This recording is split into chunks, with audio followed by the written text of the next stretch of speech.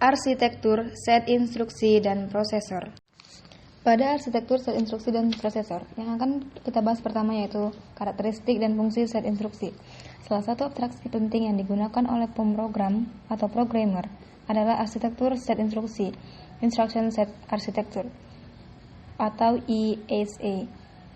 Pemrogram bahasa mesin memandang mesin pada level abstraksi yang disediakan oleh ISA. ISA didefinisikan sebagai personalitas suatu CPU yang secara tidak langsung mempengaruhi desain sistem keseluruhan. ISA menetapkan bagaimana fungsi-fungsi sebuah CPU, instruksi apa yang dieksekusi, dan interpretasi apa yang diperoleh dari instruksi-instruksi ini. Mengapa lapisan ISA dibuat? Abstraksi level ISA menyediakan detail tentang mesin yang dibutuhkan oleh pemrogram untuk membuat program bahasa mesin yang bekerja pada mesin. Tujuannya adalah bagaimana mempunyai sebuah platform bersama untuk mengeksekusi program. Jika program ditulis dalam C, maka sebuah compiler menerjemahkannya ke dalam program bahasa mesin yang ekuivalen yang dapat dijalankan pada prosesor CPU logika level ISA. Yaps, kita beralih ke keuntungan menggunakan bahasa tingkat tinggi, masih di dalam karakteristik dan fungsi set instruksi. Jadi, bahasa-bahasa tingkat tinggi seperti C dan Java lebih disukai karena mereka memberikan abstraksi yang nyaman atau mudah dari sistem yang mendasari, yang cocok untuk pemecahan masalah. Keuntungan pemrograman dalam bahasa tingkat tinggi daripada bahasa assembly meliputi yang pertama, pengembangan program lebih cepat dan lebih tingkat tinggi. Banyak bahasa tingkat tinggi menyediakan struktur sekuensial seleksi iterasi yang memfasilitasi pengembangan program. Program yang ditulis dalam bahasa tingkat tinggi relatif lebih kecil dan lebih mudah untuk dikodekan dan didebug. Kedua, program yang ditulis dalam bahasa tingkat tinggi lebih mudah penanganannya. Pemrograman untuk aplikasi baru dapat menghabiskan beberapa minggu sampai beberapa tahun, dan siklus hidup perangkat lunak aplikasi demikian dapat beberapa tahun. Karena itu, sangat penting bahwa pengembangan perangkat lunak dilakukan dengan maksud untuk memelihara perangkat lunak yang melibatkan kegiatan mulai dari penetapan bug dan untuk menghasilkan perangkat lunak versi berikutnya. Yang ketiga, program yang ditulis dalam bahasa tinggi bersifat portable. Program bahasa tingkat tinggi mengandung sangat sedikit rincian spesifik mesin dan mereka dapat digunakan dengan sedikit atau tanpa modifikasi pada sistem komputer yang berbeda.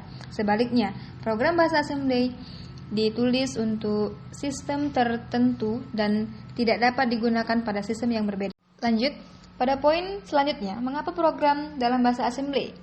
Meskipun kurang menguntungkan, beberapa pemrogram masih dilakukan dalam bahasa assembly. Ada dua alasan untuk hal ini: efisien dan akses ke perangkat keras sistem. Efisiensi mengacu pada beberapa balik sebuah program dalam pencapaian tujuan tertentu.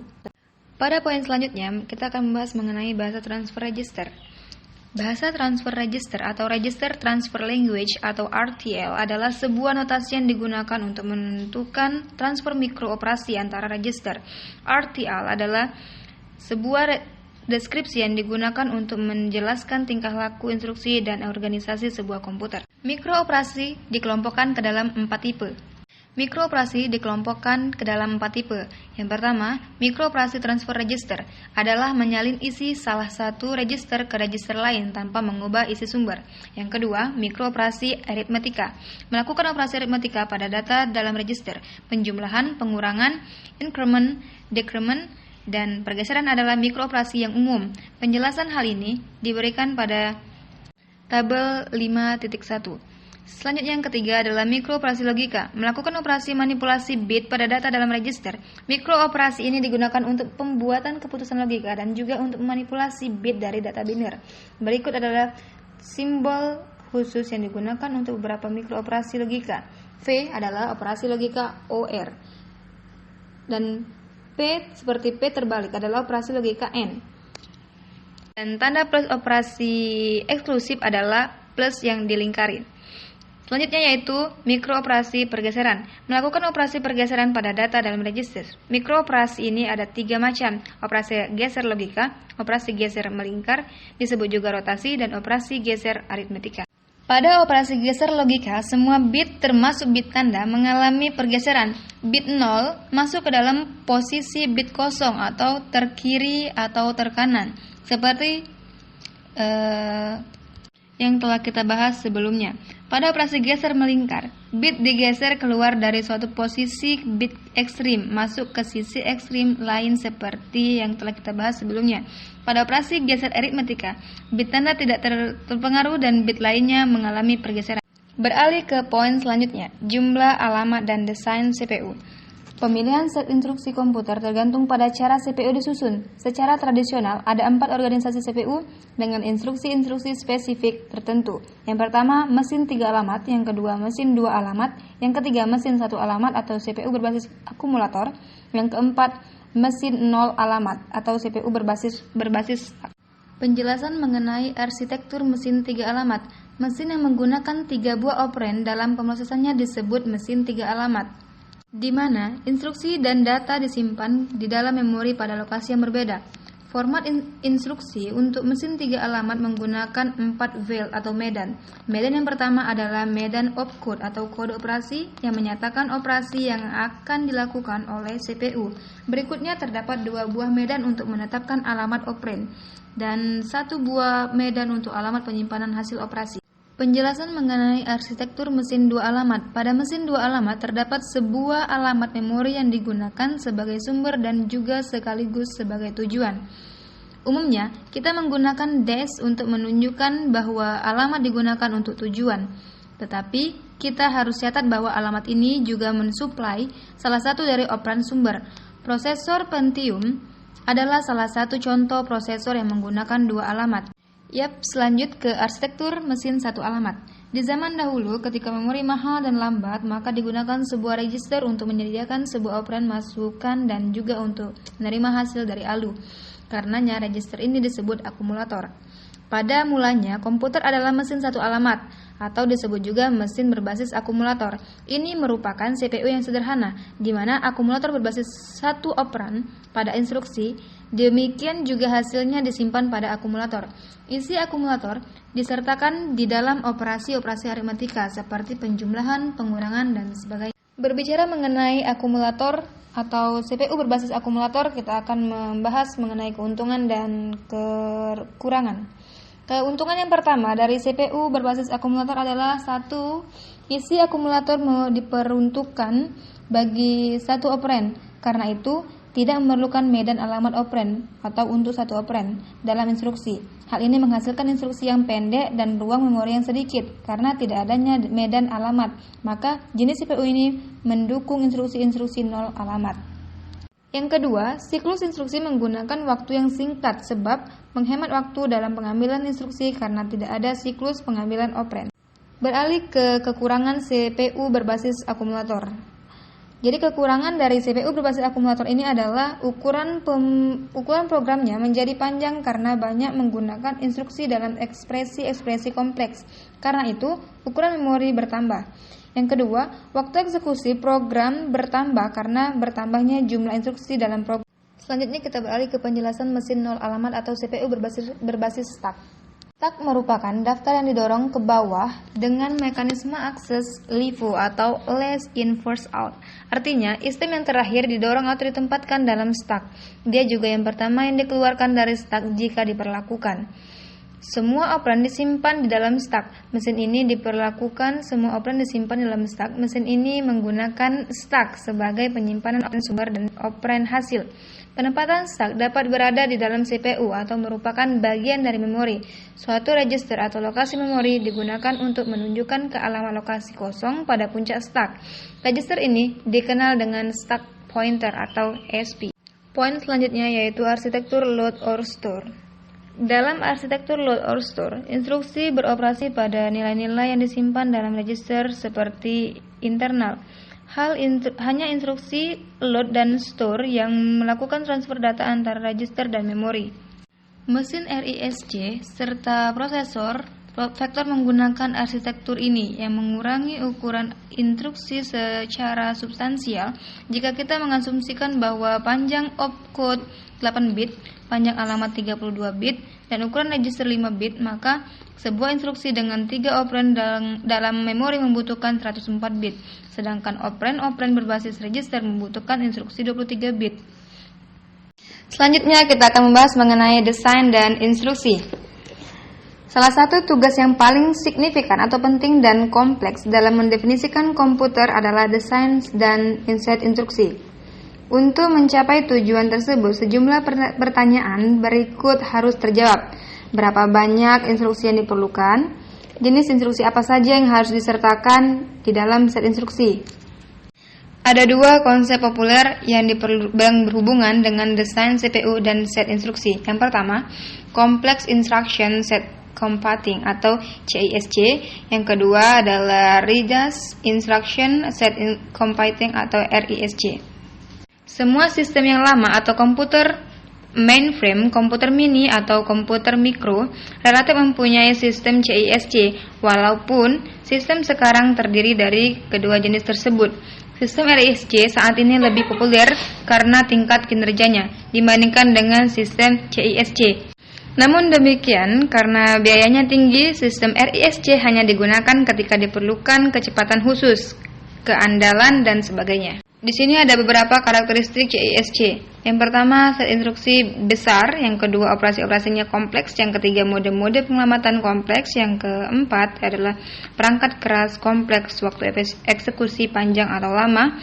Dan selanjutnya adalah mudah diprogram, compiler sederhana. Kemudian karakteristik RISC, set instruksi kecil, instruksi sederhana sehingga dapat memberikan eksekusi cepat atau beberapa langkah. Yang ketiga yaitu kedua operan sumber dan operan target harus berada pada register yang mengizinkan waktu pengambilan instruksi lebih singkat. Yang selanjutnya yaitu jumlah register besar. Yang selanjutnya mode penyelamatan sederhana sehingga mengizinkan kalkulasi alamat yang cepat. Nah, seorang arsitektur komputer harus mempertimbangkan aspek-aspek berikut sebelum menyelesaikan set instruksi. Yang pertama, kenyamanan pemrogram. Jumlah instruksi, pemrogram lebih suka mempunyai sebanyak mungkin instruksi supaya operasi yang tepat dapat dikerjakan oleh rangkaian instruksi. Tetapi mempunyai terlalu banyak instruksi dalam set instruksi menghasilkan desain unit control yang kompleks. Yang kedua, penyelamatan yang fleksibel. Program senang jika memungkinkan semua mode penyelamatan operan ada di dalam arsitektur. Hal ini memberikan fleksibilitas yang banyak kepada pemrogram, walaupun desain unit control menjadi kompleks. Yang ketiga adalah jumlah general purpose register atau GPR. Jika CPU mempunyai register yang banyak, pemrogram memperoleh pemrosesan dan transfer data yang cepat. Tetapi biaya perangkat keras CPU meningkat dengan banyaknya GPR. Selanjutnya yaitu target segmen pasar. Saran bidang aplikasi untuk komputer memerlukan operasi-operasi khusus untuk memproses data yang efisien. Komputer saintifik harus mempunyai aritmetika atau floating point yang tingkat presisinya baik atau tidak terlalu jelek. Sedangkan komputer bisnis harus mendukung aritmetika desimal. Komputer hiburan harus mempunyai operasi-operasi multimedia. Yang terakhir yaitu kinerja sistem. Jika sebuah program mempunyai instruksi sedikit, kinerja sistem meningkat karena waktu yang digunakan oleh CPU dalam pengambilan instruksi berkurang. Untuk program yang pendek, instruksi yang digunakan harus instruksi kompleks. Jadi, instruksi tunggal harus dapat melakukan beberapa mikrooperasi. Pemrogram menyadari hal ini mengurangi untuk program, tapi di sisi lain menambah kompleksitas unit kontrol dan waktu eksekusi instruksi. Yang akan kita bahas dalam desain set instruksi adalah yang pertama, format dan panjang instruksi. Secara umum, format instruksi terdiri dari kode operasi atau opcode dan operand atau alamat. Jumlah operand sebuah instruksi bervariasi yaitu instruksi 3 alamat, instruksi 2 alamat, instruksi 1 alamat, dan instruksi 0 alamat. Sebuah instruksi umumnya dapat memberikan informasi-informasi melingkupi sebagai berikut. Yang pertama yaitu operasi yang akan dikerjakan oleh instruksi. Yang kedua, operan atau data yang harus dioperasikan. Yang ketiga, lokasi atau memori atau register di mana hasil operasi harus disimpan. Yang keempat, lokasi memori di mana instruksi berikutnya harus diambil. Untuk lebih jelas, lihat pada gambar format instruksi. Selanjutnya yaitu panjang instruksi variatif. Penyeragaman panjang instruksi seperti pada RISC atau Reduced Instruction Set Computer akan menyebabkan pemborosan ruang memori. Hal ini karena ada beberapa instruksi sederhana seperti halt, NOP, NOOP, dan sebagainya yang hanya mempunyai opcode saja, dan karena itu sisa ruang yang ada pada instruksi tersebut tidak terpakai. Untuk lebih mengetahui lebih jelas, lihat pada bagan urutan pengambilan instruksi. Selanjutnya kita akan membahas mengenai lokasi operan sumber dan operan hasil. Ada beberapa pilihan dalam menetapkan operan sumber atau lokasi operan, yaitu pada yang pertama memori utama, yang kedua register, yang ketiga port masukan, dan yang keempat pada instruksi itu sendiri. Penyimpanan operan sumber dalam register lebih efektif daripada mengambilnya dari memori utama karena waktu akses register lebih singkat. Ada beberapa pilihan dalam menyimpan operan hasil pemrosesan instruksi, yaitu yang pertama, memori utama, yang kedua, register, yang ketiga, port keluaran. Beberapa instruksi seperti halt dan NOOP secara eksplisit tidak mempunyai hasil untuk disimpan, sedangkan beberapa instruksi hanya men-set atau mereset flip-flop atau register. Beralih kepada tipe operand. Instruksi-instruksi prosesor hanya mendukung pengoperasian tipe data dasar. Kategori umum data yang paling penting adalah yang pertama, alamat, yang kedua, bilangan, yang ketiga, karakter, yang keempat, data logika. Alamat merupakan sebuah bentuk data. Dalam banyak kasus, beberapa kalkulasi harus dikerjakan terhadap acuan operand dalam instruksi untuk menentukan alamat memori utama atau memori virtual. Pada konteks ini, alamat dapat dipandang sebagai bilangan bulat atau tidak bertanda. Tipe data dasar lainnya adalah bilangan, karakter, dan data logika. Di samping itu, beberapa mesin menetapkan tipe data khusus atau struktur-struktur data. Misalnya, mungkin ada operasi-operasi lain, operasi-operasi mesin yang mengoperasikan secara langsung sebuah daftar atau string karakter-karakter. Urutan penyimpanan Little Endian dan Big Endian. Ada dua metode konvensi yang diikuti untuk menempatkan informasi dalam memori dan pengelamatan, yaitu penetapan dengan Big Endian dan Little Endian. Anggap kita mempunyai sebuah informasi 32 bit, 1, 2, 3, 4, 5, 6, 7, 8, or hexa, yang akan disimpan di dalam lokasi memori 1000 ke atas. Karena terdapat 4 bit, maka informasi menempati alamat 1000, 1001, 1002, dan 1003. Pada metode ini, metode Big Endian, MSB atau Most Significant Byte, disimpan pada alamat bawah dan LSB, Less Significant Byte, disimpan pada alamat atas. Pada metode Little Endian, LSB, Least Significant Byte, disimpan pada alamat bawah dan MSB, Most Significant Byte, disimpan pada alamat atas. Susunan alamat-alamat memori dan byte diperlihatkan pada gambar pada slide selanjutnya. Jika kita mempunyai data 64 byte, maka 4 byte sisanya dilanjutkan lagi dari alamat 1004 ke atas dengan menggunakan cara yang sama. Beberapa komputer hanya dapat menangani satu metode dan beberapa yang lainnya dapat menangani kedua metode tersebut. Beralih ke tipe instruksi. Jadi ada 8 tipe instruksi. Yang pertama yaitu instruksi transfer data. Instruksi ini menyalin data dari satu register atau lokasi memori ke yang lainnya. Yang kedua adalah instruksi aritmetika. Instruksi ini melakukan operasi-operasi aritmetika. Yang ketiga, instruksi logika. Instruksi ini melakukan operasi-operasi logika boolean. Yang keempat adalah instruksi transfer control. Instruksi ini melakukan modifikasi atau mengubah urutan eksekusi program. Yang kelima adalah instruksi I/O atau instruksi ini melakukan transfer informasi antara peripheral, eksternal, dan inti sistem atau CPU memori. Yang keenam adalah instruksi manipulasi string. Instruksi ini melakukan manipulasi string byte, word, double word, dan sebagainya. Yang ketujuh yaitu instruksi translate. Instruksi ini melakukan konversi data dari satu format ke format lain. Yang terakhir yaitu instruksi kontrol prosesor. Instruksi ini melakukan kontrol operasi prosesor. Ya, pada arsitektur set instruksi dan prosesor, hal yang terakhir yang akan kita bahas yaitu mode penyelamatan instruksi. Jadi ada 8 mode penyelamatan yang populer. Yang pertama, mode penyelamatan immediate. Yang kedua, mode penyelamatan direct. Yang ketiga, mode penyelamatan indirect. Yang keempat, mode penyelamatan register. Yang kelima, mode penyelamatan register indirect. Yang keenam, mode penyelamatan index. Yang ketujuh, mode penyelamatan relatif. Dan yang terakhir, mode penyelamatan stack. Nah, dari banyak hal tersebut, kita perlu bertanya, mengapa kita perlu begitu banyak mode penyelamatan? Jadi, beberapa metode penyelamatan memberikan fleksibilitas pada pemrogram dalam menulis program yang efisien atau singkat dan cepat. Ada 2 hal yang mempengaruhi arsitektur komputer ketika memilih mode penyelamatan. Yang pertama, mengurangi panjang instruksi dengan mempunyai medan yang pendek untuk alamat. Yang kedua, menyediakan bantuan yang tangguh kepada pemrogram untuk penanganan data kompleks seperti pengindeksan sebuah array, control loop, relokasi program, dan sebagainya. Berikut adalah bagan dari mode penyelamatan yang populer.